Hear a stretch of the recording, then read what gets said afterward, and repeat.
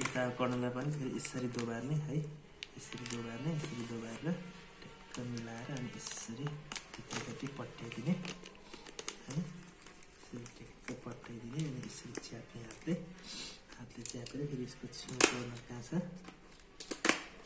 Stitch मारिदिने।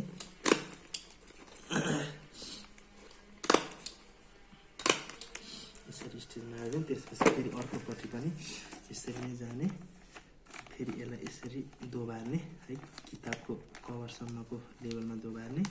त्यसपछि फेरि यसरी फेरि यसरी गर्दा यसरी यसलाई दोबार्ने है, यसलाई दोबार्ने। त्यसपछि यसरी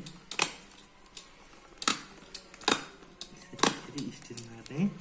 त्यसै गरी फेरि यता कर्नरकोलाई पनि फेरि यसरी नै च्यापेर है, त्यसपछि यसरी दोबारेर है, फेरि यसरी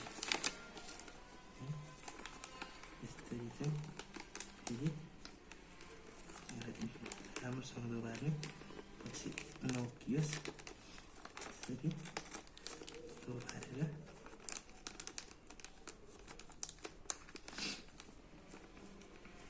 यसलाई पनि स्टिच मारिदिने है। बुकमा गाथा रेडी भयो।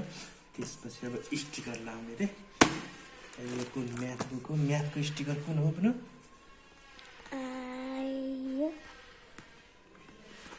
त्यो हो म्याथको यो हो ल।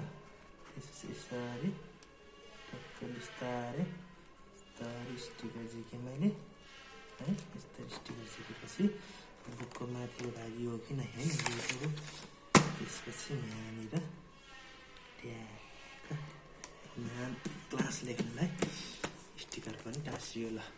बुकको गाथा रेडी भयो ल। भएपछि साथीहरू कतिको बलियो छ। अब तपाईँहरूको कुनै अरू तरिका छ भने त्यो पनि सेयर गर्नु होला है। मैले चाहिँ बुकमा गाथा लाएर भ्याएँ, यसरी नै लाउनु होला। धन्यवाद।